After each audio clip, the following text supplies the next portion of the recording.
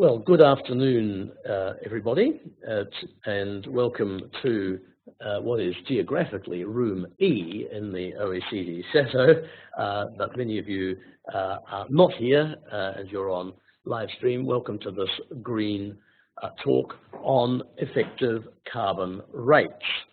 My name is Simon Upton. I'm the Environment Director at the OECD, and the piece of work we're here to talk about today hasn't been done by the Environment Directorate, but they kindly asked me to be the moderator. The Green Talk series is something that we've developed here at the OECD to bring our experts and other experts together to communicate with a global audience on environmental issues. And today we're focusing on effective carbon rates, pricing carbon through taxes and emission trading systems. As everybody, I think, on the planet knows, the world decided last December to take some extraordinarily ambitious decisions about what it wanted to do about climate change. And at the heart of that, effectively, is the decarbonisation of the global economy in the second half of next century. It is an extraordinarily ambitious task because our entire civilization is wired around being able to generate energy in a way that emits emissions to the atmosphere. So if we're really talking about changing that in a radical way, we're talking about a very significant transformation. And significant transformations inevitably involve costs. There are costs through the disruption of change. And so as governments think about policies to bring about that transformation, they really need to be looking at the most cost-effective way in which they can reduce emissions. Very simply, the world won't succeed if it decides to pursue a very expensive and costly way of transforming the global economy. We need the least cost way. And from where we sit at the OECD, pricing carbon emissions is the lowest cost way because basically it lets the ingenuity of the marketplace, it lets the behavior of people who use energy make the changes. And most people choose the changes which are the least costly ones. So a price on carbon sends a signal that allows new solutions to penetrate the market. Unfortunately, that good textbook Environmental Economics 101 logic has not penetrated terribly far. Whilst there is evidence of prices on carbon in all sorts of different ways, the potential of this approach remains largely unexploited by many countries. The report that we're here to release today analyzes carbon pricing policies in 41 OECD countries and G20 countries, which account for 80% of global carbon emissions from energy use and from 6 sectors within each country. The report is entitled Effective Carbon Rates, just to make the point that not all of the carbon prices in this world were put there because somebody wanted to put a price on carbon. There are taxes, there are excise taxes on things like fuels, which have been put there for other reasons. But of course, the price effect still is sent. So it's not the intention which counts, it's actually the price which counts. So that's why we're talking about a slightly wider array of things than just carbon taxes. But we're getting into the substance, and that is not my job, I'm pleased to say. I'm going to now introduce Kurt van Dender, who has led the team that's put this report together. And he's going to, in the space of about 30 minutes, take us through the findings of this piece of work. And then there's going to be roughly another 30 minutes for questions and comments, both here in this room E at the OECD and for those of you who are following online. Now, those of you who are following online, can I just invite you to type in your questions at any time as they occur to you, and they'll be moderated before being posed to the presenter during question time. So any more from me? Kurt, thank you very much. It's a great piece of work, and we're now going to hear the half-hour version. Indeed. Thank you very much, Simon, for that introduction, for basically already motivating the work that we have done. Thank you also for allowing a couple of tax people to present in Environment Green Talks. It's very much appreciated. Of course, we are very close to the Environment Directorate all the time, so we do a lot of work together. What I will do indeed in the next, hopefully 25 to 30 minutes, is present an overview of the work that we have done on effective carbon rates. There will not be time for detail, but we can just discuss detail after the presentation where you're interested. Of course, you can find all the detail in the report, which has become available today.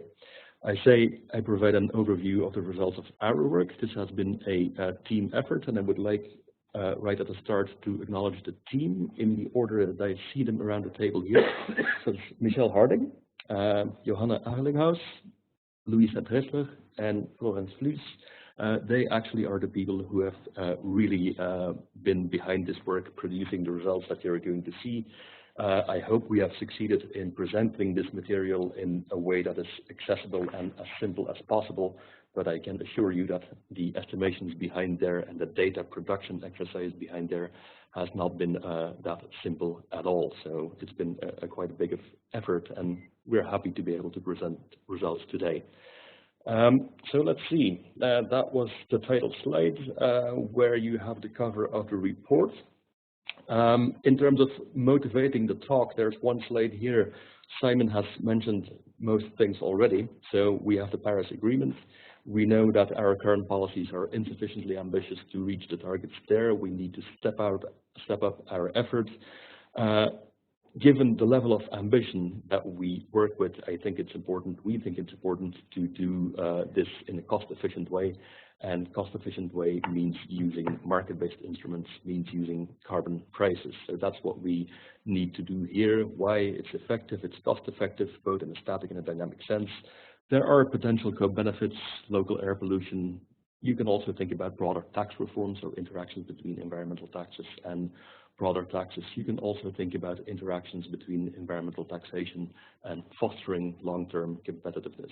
So I think you can talk about competitiveness in a positive sense related to pricing rather than the usual negative connotations that you hear. Anyway, that's kind of the background. All of this is well understood by most people here and also online, I guess. Our question at the top was very simple. Against this background, what use currently is being made of carbon pricing? So we think it's the ideal instrument, but what is actually being done at present? And I will try to give you an overview, but first let me define indeed what we mean by effective carbon rates. Effective carbon rates is a summary measure of carbon pricing policies.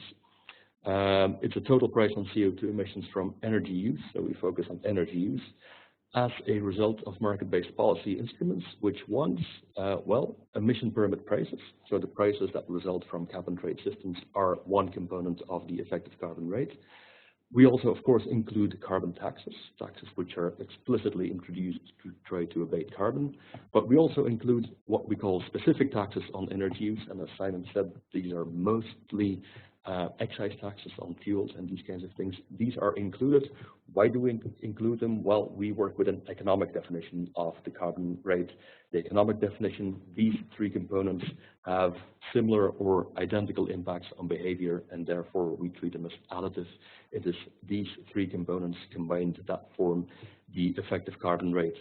This is a little bit different from what others have done in this space. So, for example, the World Bank has its State and Trends report that you may be familiar with. That's an extremely useful piece of work that tracks kind of progress, but it tracks progress with emission permit prices and with carbon taxes. It does not include the specific taxes on energy use. So it works with a more nominal definition. We have a complementary point of view, more economically, the three components, the effective carbon rate. So that's what it is. We estimate this effective carbon rate for 41 OECD and G20 countries. These countries together represent 80% of world energy use and also around 80% of global carbon emissions. So it's quite broad coverage in terms of the country and emissions that we're looking at. I should perhaps very briefly say what's not included. Well, fossil fuel support, which is not delivered via tax incentives for these taxes, these forms of fossil fuel support are not included. That's a different strand of OECD work. We also do not have the implicit cost of regulation. This is about market-based instruments, not about the full cost of regulation. So this, just to mention this at the beginning, this is not an indicator of climate policy effort. Climate policies can take different forms, including non-market-based instruments. That's not in here. It is just the market-based instruments. So we measure the use that these countries, 41 countries, make of these market-based instruments, emission permits, carbon taxes, and specific taxes on energy use, mostly excise taxes. So what am I going to talk about in terms of results? Well, let's first look across the 41 countries. What do these effective carbon rates look like taking all countries together? What components? Then let's look very briefly at country results, only very briefly. All the detail is in the report, but just to give you a flavor of what is in the report, I'll show some country results. Then we move to the carbon pricing gap, which is intended as a summary measure of how current carbon prices fall short of where we think they at least should be. I'll give a more precise definition later on, so we'll talk about that too, and then I'll sum up. Effective carbon rates across the 41 countries. We're going to look at 4 ways of presenting the data. 4 ways, very quickly, which we'll look at. They suggest different messages, and we'll look at all of those. So the first way of looking at the data is this one, which really is the big picture. What you have here on the horizontal axis is all the emissions in these, all the CO2 emissions in these 41 countries, ranked from the lowest priced to the highest priced. That's the horizontal axis, and the vertical axis is gives you the effective carbon rates in euros per ton of CO2. So this is the full distribution of effective carbon rates across these 41 countries that we have studied. Across the 41 countries, also across the 6 sectors that we distinguish in each country. So what does this give you? Well, it gives you the headline result in a sense. It shows the distribution. We can start at the left-hand corner, 0 carbon rate, 0 emissions. We keep moving along the horizontal axis up to 60%. You can move without seeing any positive effective carbon rates. So for 60% of emissions, the effective carbon rate is 0. Then it starts to increase. It increases. There's a point there which is labeled 90%. 90% is at 10 euros. So 10 euros is, sorry, no, 30 euros. 90% is at 30 euros. 90% of CO2 emissions are priced at less than euro 30 per ton of CO2. Why euro 30? This is a low end estimate that we use in the report for the social cost of carbon. So the damage from a ton of CO2 emissions, we have a low end estimate, euro 30 per ton. You could well justify higher estimates. We work with this one, euro 30s, and compare current rates against this low end estimates, and we see that even with that low estimate, 90% of emissions are priced at less than the estimated damage from a ton of emissions. So that's kind of the big picture here. You see 93% are priced at less than 50, 95% at less than 100, and 96 are priced at less than 120 euros per ton. Bottom line, by far most emissions are not priced or are subject to a very low effective carbon rate, and a small share is subject to a comparatively higher effective carbon rate. So emissions across the distribution usually are underpriced. If you really believe that carbon rates, pricing carbon is a core element of climate policy, this is not a very happy picture in that sense. Let's look at a different cut of the data, distinguishing sectors this time. So here, I don't show the full distributions, but I show pie charts which summarize the distribution. We have price ranges here. What's white in these pie charts means a 0 effective carbon rate. What's lightest blue means a effective carbon rate which is between 0 and 5. What's between What's darker blue is an effective carbon rate between 5 and 30 euros, and the darkest blue is a rate which is at 30 euros or more. So you see the composition of, for each of these 4 sectors of these price brackets. There are 2 more sectors included in the report. They're smaller, they're not shown here to keep it manageable. But what stands out here is the difference between road and the other sectors. So the share of emissions, which is priced at 30 euros or more in the road sector, is 46%, whereas in other sectors, the share which is priced at 30 euros or more is 2 to 4%, so very close to zero, actually. So that's the key result here. You also see very few zeros in road transport, not that much white, whereas in the other 3 sectors, industry, electricity, and residential and commercial use, there's a lot of white, a lot of zeros, ranging from 2/3 to 80%. So a very large share of emissions not priced at all in these sectors. The point here is not to say that the rates are very high in transport. I mean, only 46% is priced above 30 euros. The point is more to point to the other sectors where the effective carbon rates are very low and often actually equal zero. So road is different. There may be very good reasons to have higher effective carbon rates in transport. So that's not the point. The point is the very low rates elsewhere. Let's look at yet a different way of summarizing. We're still across the 41 countries, and now we have average effective carbon rates. So we move away from the distribution, but we look at average rates across the distribution. We're always a little bit hesitant to do so because, as you might have seen, as you might appreciate from the distribution that you saw, an average is not always necessarily very informative, but here it's useful because it kind of shows you the composition of these effective carbon rates in only 3 sectors that I show here: industry, electricity, and residential and commercial use. What do you see? Well, it's the specific taxes which dominate the effective carbon rates. So in industry, electricity, and residential and commercial, by far the biggest component, and certainly in residential and commercial, by far the biggest component of the effective carbon rate is actually the specific taxes, let's say the excise taxes in most cases in practice.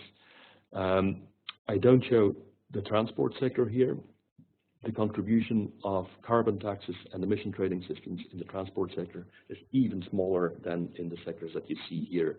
I don't show it because the entire x-axis would need to be adapted given the higher rate. So this is clearer for the 3 remaining sectors.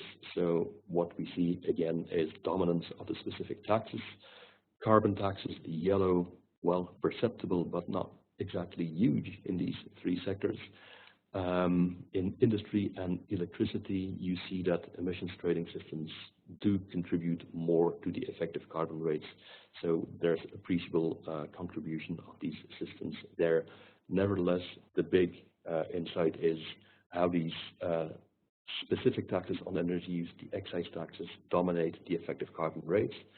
As Simon indicated in his introduction, these specific taxes have not usually been introduced for climate policy reasons at all. They're there for revenue raising reasons most often.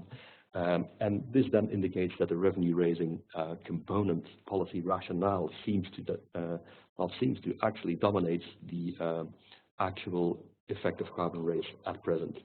That's not necessarily bad news. I mean, revenue raising is an important policy objective. We just need to be aware of this when we think about pricing carbon, that taking account of the tax function of these effective carbon rates, the revenue raising function, can help us move forward with these effective carbon rates. It also kind of perhaps puts into perspective a little bit what's going on in terms of policy dialogue and policy effort at present. Lots of efforts to try to have more carbon taxes, to have better emission trading systems. Well, this kind of illustrates that there's quite a way to go for these systems before they become, let's say, as important as the excise taxes on energy use. And again, taking a slightly more broad policy perspective than just thinking about carbon, thinking about revenue raising, thinking about perhaps controlling local pollution can help us move in that direction faster. Making progress with carbon taxes or trading systems is not just a matter of average rates, so of average prices. It is also a matter of extending the coverage. So the coverage is not always very broad, and that's what the fourth cut at the data will help us appreciate. So we look at it this way. We now again have all the emissions on the horizontal axis, this time not as a percentage, but in absolute numbers. So these are the emissions in thousands of tons of CO2 across the base. And we have the average effective carbon rates again on the horizontal axis. Here you see 6 economic sectors. So this is the deepest detail which is included in the report. Road transport, off-road transport, industry, agriculture and fisheries, residential and commercial use, and then electricity. What this figure shows is the contribution of taxes, light blue, so taxes, excise taxes and carbon taxes combined, to the carbon pricing, and separately the contribution of emission trading systems, dark blue, the ETSs. So for each sector, we have estimated the coverage and the level by taxes and the coverage and the level by ETSs. Look at road transport, you see the comparatively high effective carbon rate, which is the consequence entirely of taxes. You see a very small dark blue component. This is because some ETSs cover transport. For example, the Californian one includes transport. So that's an extra price signal that comes from there. But in road transport, it is basically all about excise taxes at this time. Look at industry, residential and commercial use, and electricity. Well, there are 4 possible combinations that can occur. You can have either an ETS or a tax, you can have both, or you can have neither. Okay, so these are the 4 possibilities, and these 4 possibilities all occur in practice. So you see a substantial share of the base where there's no instrument, so that's the zero prices, that's the 60% that we talked about earlier. Then you see emissions for which there's only dark blue, only an ETS. Then you see some for which there is only light blue, only taxes, and then you see some for which you have both. So there is overlap between taxes and emissions trading systems that we observe on average across these 41 countries, and also separately in each of these countries that we look at least, of course, to the extent that these countries do feature emission trading systems. What to say about overlap? Is that good or bad? Well, in principle, there could be reasons to use different policy instruments. So, for example, you want to use your ETS to control CO2 emissions, but there are other externalities associated with this energy use, and for those you choose to work with taxes, that in principle could justify the use of different instruments and therefore of non-uniform effective carbon rates in each of these sectors. In principle, that's possible. I think in practice, this is not what explains the results that you see here. In practice, what you have most often is a lack of policy coordination, where the base of the trading systems and the base of the tax is different, because simply policies are not that well coordinated. And this is not necessarily good news. This can actually compromise cost effectiveness. You have a cap, but you have different prices under the cap. That is not really a guarantee for very cost effective abatement of carbon emissions, which, of course, you know, at the start, both of us said, why do we like these price instruments so much? Well, this is because they contribute to cost effectiveness. They're cost effectiveness abatement instruments.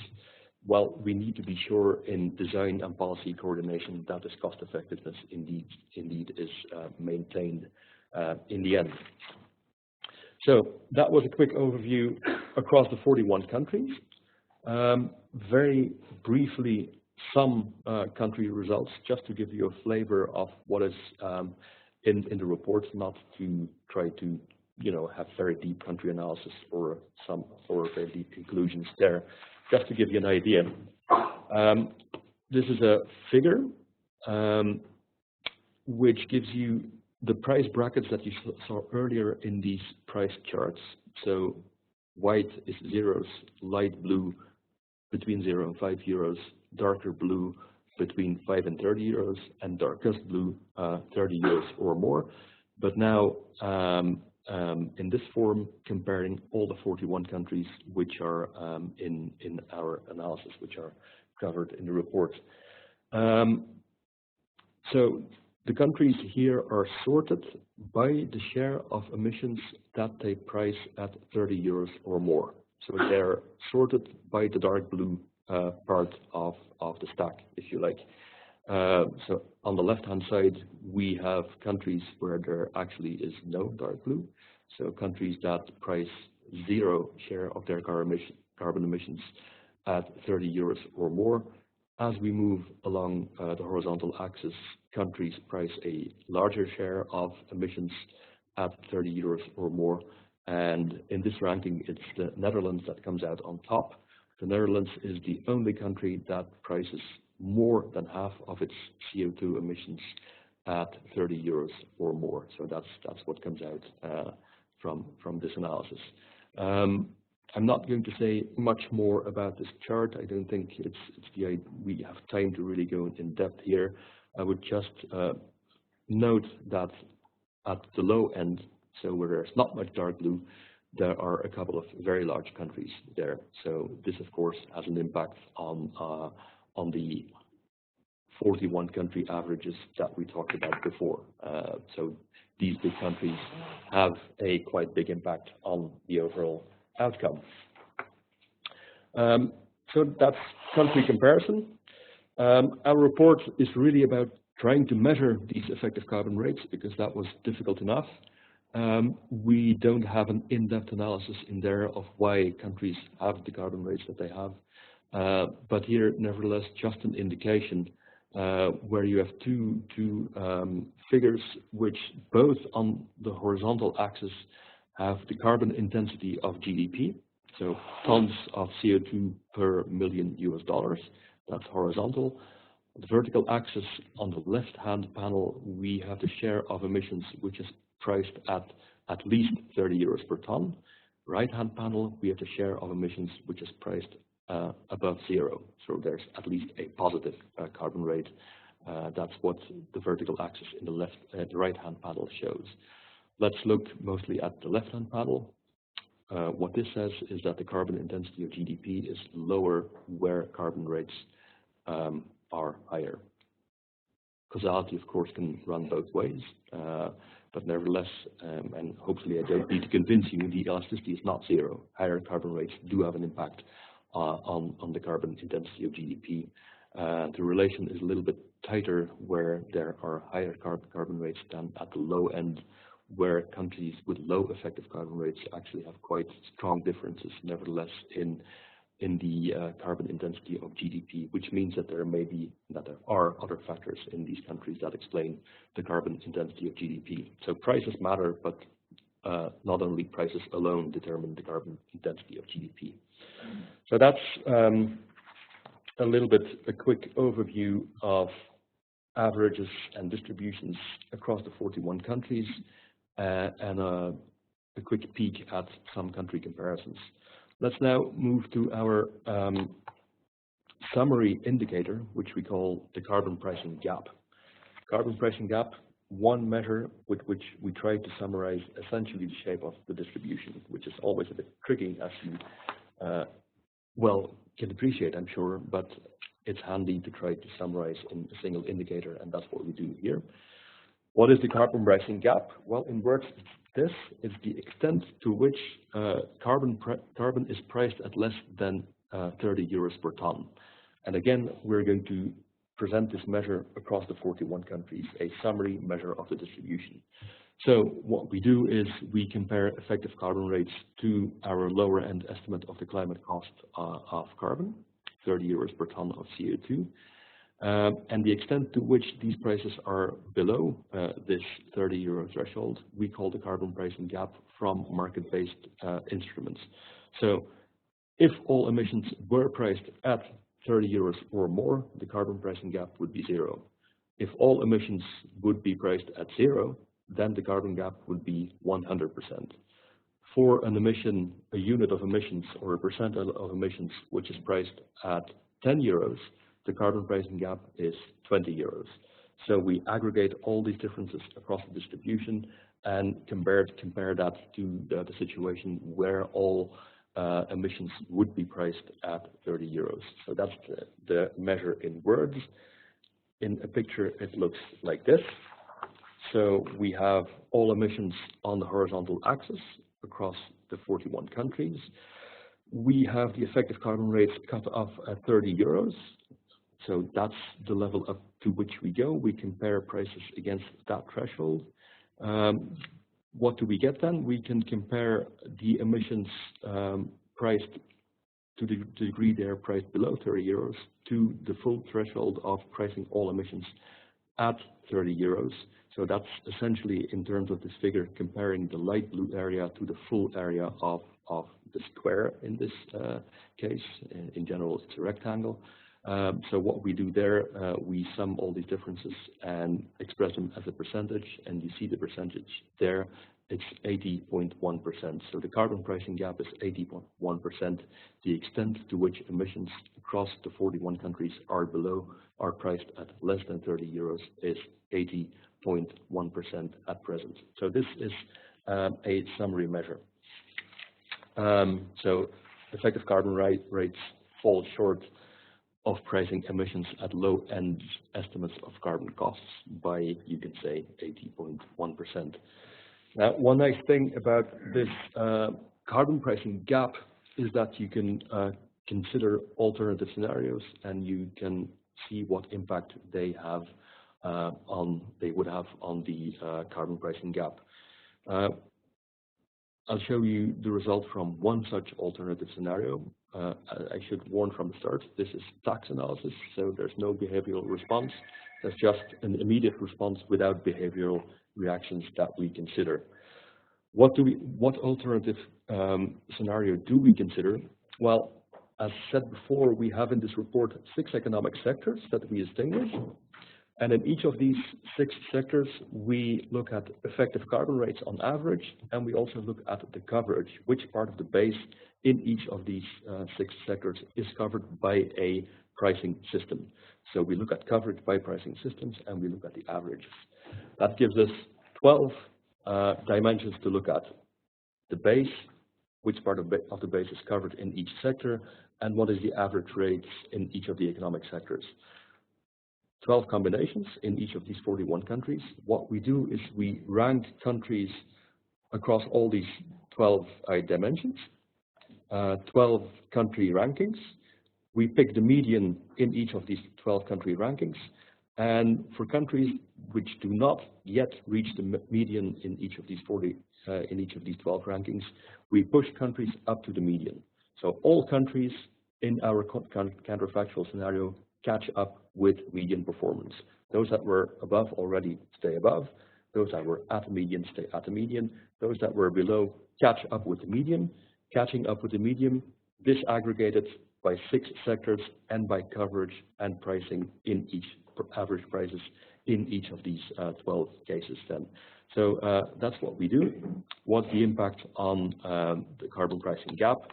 Well, it drops considerably. It is reduced to 53.1%, coming, if you remember, from 80.1%. Catching up with the median is something very different from catching up with top runners, right? It's just doing median. So this is not perhaps that ambitious, which is why we have the line which is above on top there. Modest collective action, everyone catching up with the median can deliver quite significant progress. I mean, going from 80.1% to 53% is very significant progress in terms of improving carbon pricing across the 41 countries in all of the economic sectors. So that, in a sense, is a more optimistic note. I mean, if you look at the carbon pricing gap and these results in the beginning as such, it can be quite disheartening, perhaps 60% of zeros. Well, but you know, this kind of view at the data is perhaps more optimistic and says modest collective action, catching up with median performance in a very detailed sense, catching up with median performance can deliver significant progress. So 1 minute to sum up. Carbon pricing is anything but universal. Effective carbon rates are particularly low outside road transport. You see the figures there.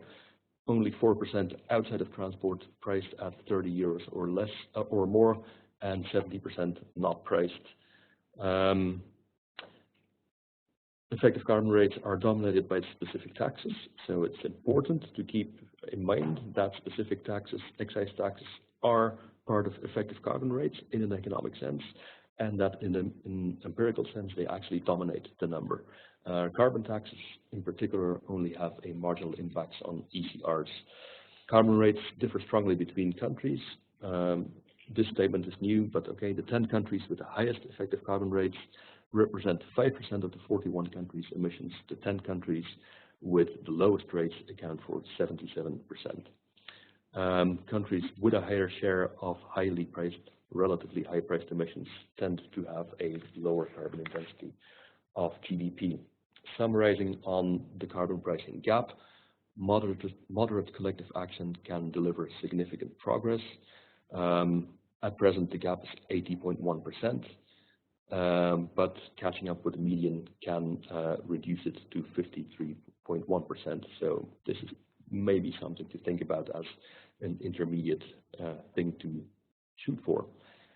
Cost-effective climate policy actions should focus on increasing price levels where they are currently low and on introducing pricing instruments where they are currently zero. That's basically just restating the cost-effectiveness principle.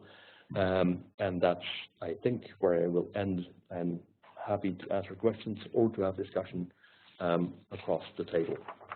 This is some information on where you can find the report and who you can talk to if you have questions. Thanks very much. Well, thank you, Kurt. That's tackling the same piece of information from as many angles as one can think of. I'm left with the simplistic analysis that despite what you say, a lot of progress being made by moderate action, it still leaves half, roughly, and $30 a tonne is scarcely a towering rate. And if we're going to transform the global economy, it's not going to be rates like $30 a tonne which do it. But one has to say, you don't get to higher rates without going through $30 a tonne. So making a start is what it's all about. And there's plenty, a bit like a coastline, I thought, the light blue bit, there's plenty of it to be inked in, just to get to 30. All right, I'm going to suggest we take a question in the room, a question online, a question in the room until we've gone through our 30 minutes. So is there anyone here who'd like to start? If not, we've got plenty of questions online. Yes, please. Thank you for the presentation, very interesting. Just curiosity, as we have a goal to keep temperature on 2 degrees, and according to analysis, the current NDCs are to keep 2.5. When you did this catch-up analysis, did you come to effective emission reductions? What kind of reduction can be achieved, or this is for further research? So thank you for that question. I should say that, I mean, this report is about trying to measure these effective carbon rates, just very, this is where we are.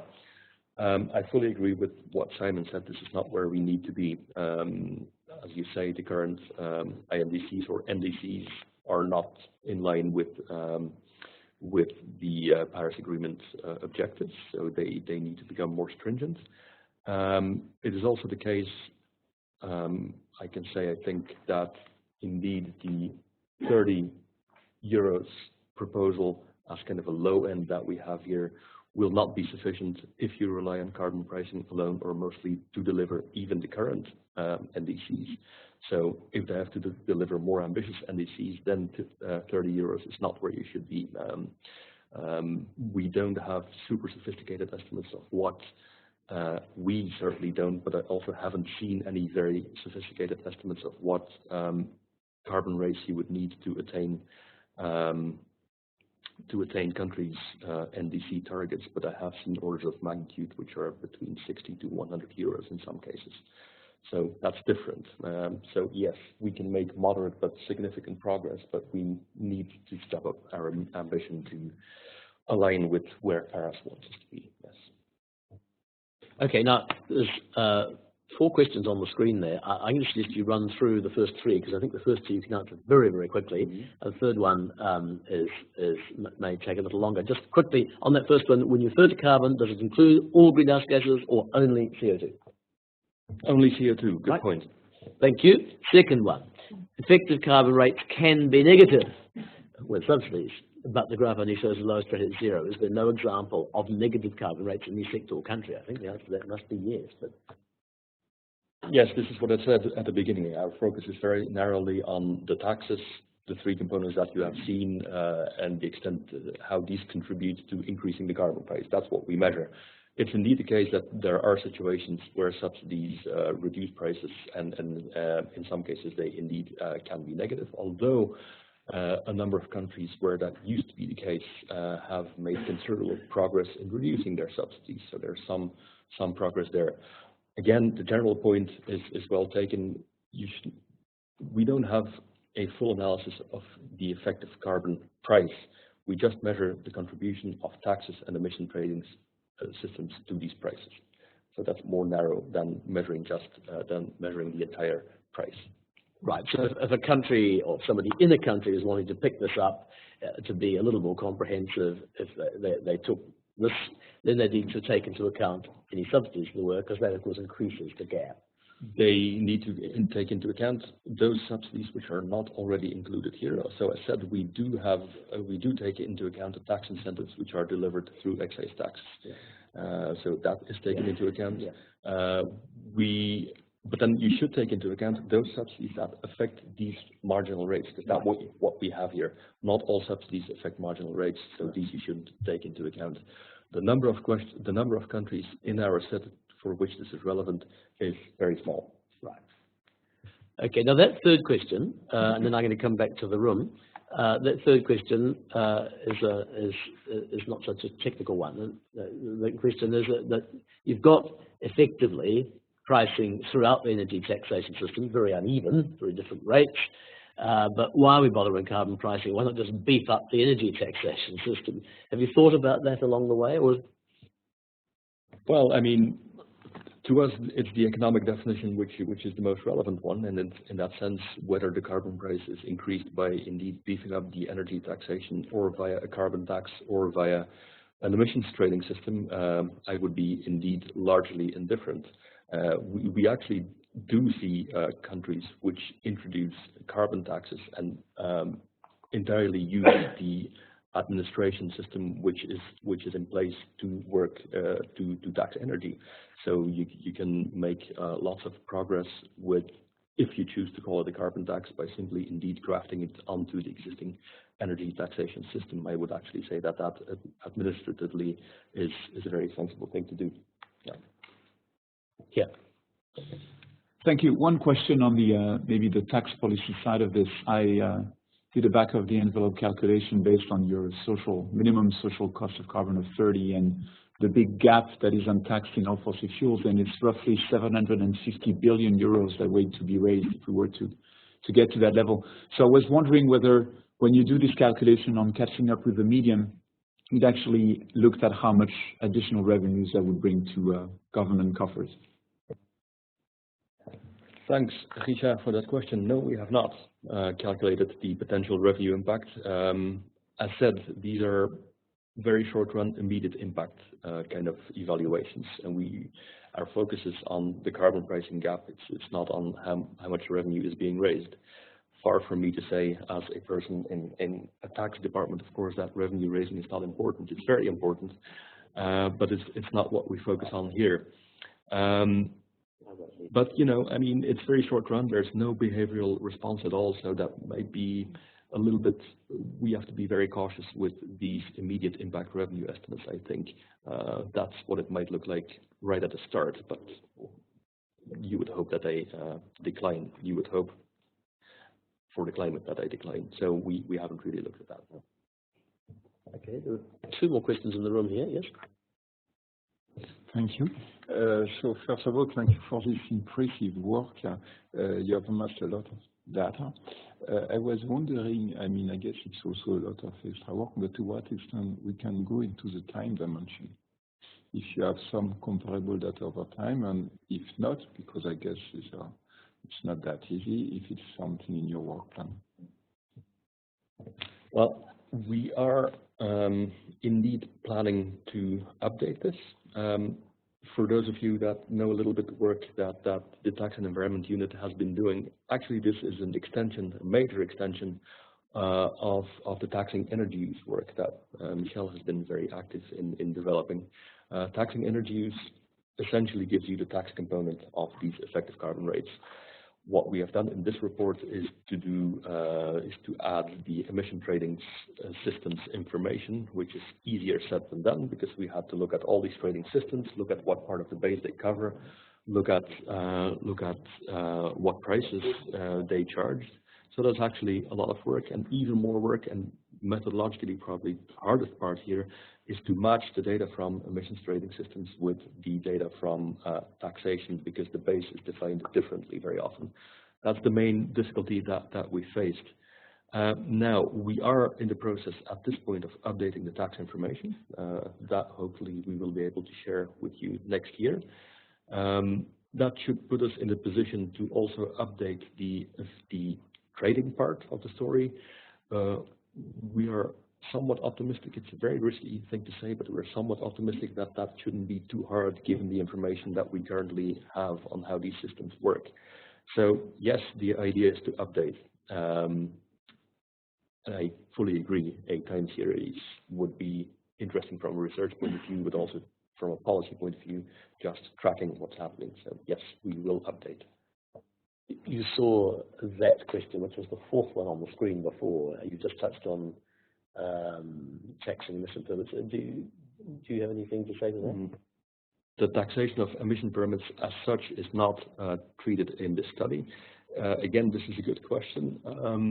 The taxation of emission permits may affect price signals at the margin, but probably not that much.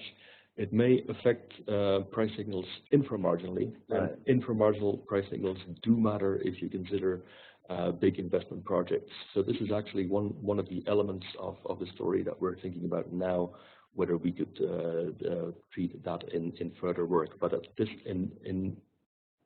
stage, the report is called Effective Carbon Rates, and it could have been called in a more technical sense marginal effective carbon rates. So it doesn't look at these things at this point. There's one more on the room. Yeah. Yes. Thank you.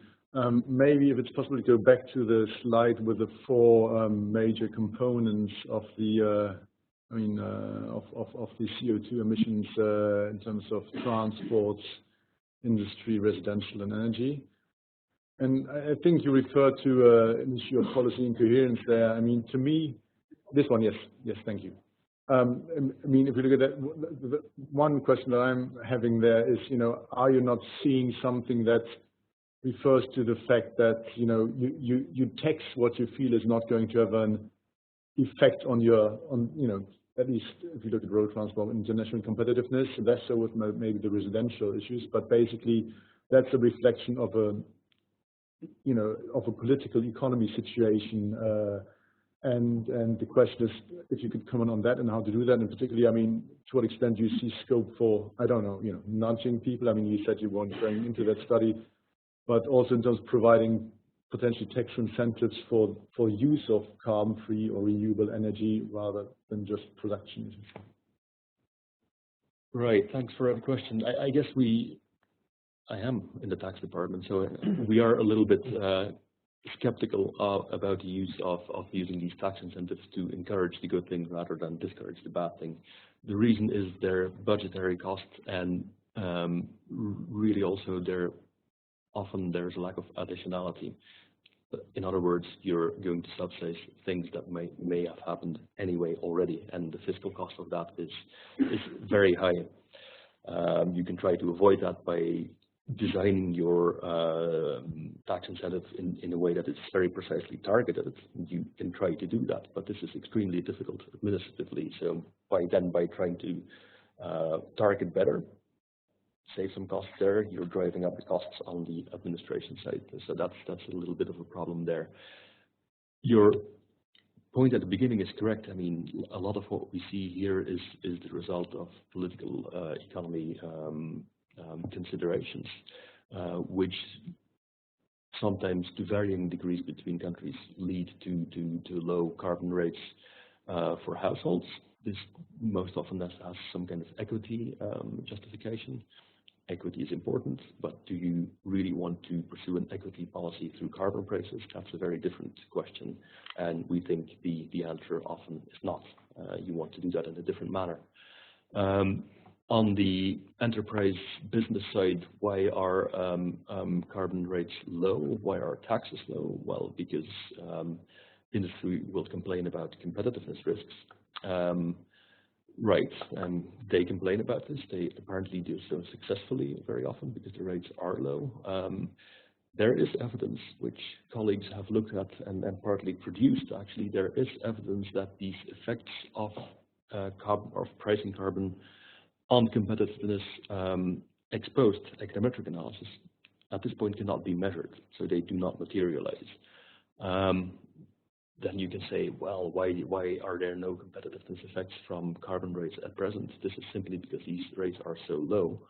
Well, perhaps, but at least then there's an indication that you can start low and increase gradually without creating a huge competitiveness risk, which is the way to go. And this kind of fits in with the modest progress, gradual introduction, increase of carbon prices story.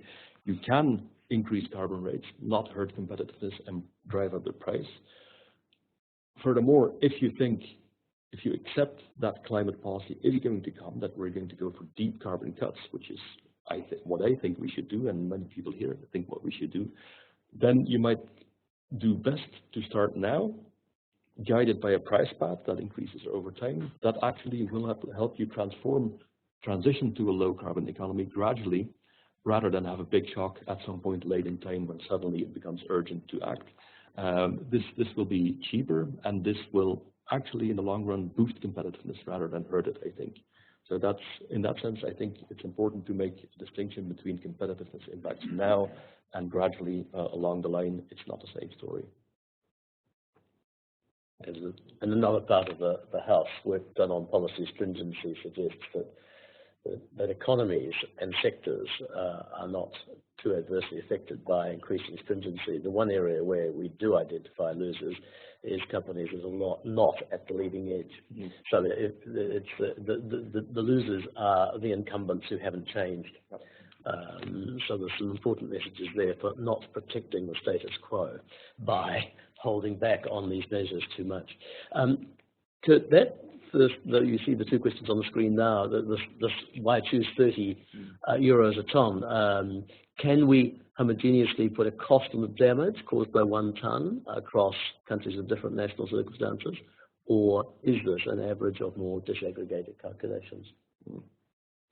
Well, I mean, if it's purely climate damage, yes, you can put a single number, because the climate damage is a global number, right? So we can put a single number, and that's why we do that. What was the particular reason for choosing 30? Well, you can imagine there have been discussions of what would be the best number. The best thing actually in a methodological sense is to consider different numbers, but that is not really feasible in this kind of report, where if you want to keep it succinct, and as far as we succeeded in doing that actually. So we choose a single number. We chose a low-end estimate. Why a low-end estimate? Well, because even with that low estimate, it brings out the main results. The main result being that even if you have a very conservative estimate, the picture is what it is. 60% is not priced, and 90% is priced below even that low-end estimate. So you can consider higher numbers, and I showed some in the beginning, and I believe 120 is then 96%, which is priced below, but it doesn't really change the basic message, I would say. And we can convey the basic information choosing that 30 without really having to worry whether this is now the correct number or not. It's a low-end estimate, but it helps us tell the story. Well, thank you, Kurt. I think we've reached the end of the allotted time. I'd just like to thank you and the team, and you mentioned quite a large number. It's been a major piece of work. And I hope that those who've been taking part online will get a copy of the book, either in physical or electronic terms, and interrogate it. And thank you, those who've taken part, both here and far away. This talk has been recorded, and it will be available on the Green Talk YouTube channel within the next 24 hours, and the address is there on the screen. We'll be addressing any unanswered questions or any you pose in the wake of this immediately. We'll be addressing those questions with experts on Periscope straight after the session. So there's a chance still, I would think, if you've got a last question, to ask it. So thank you all very much, and I hope those of you who've taken part will keep an eye out for these talks, and you'll join us again. Thank you.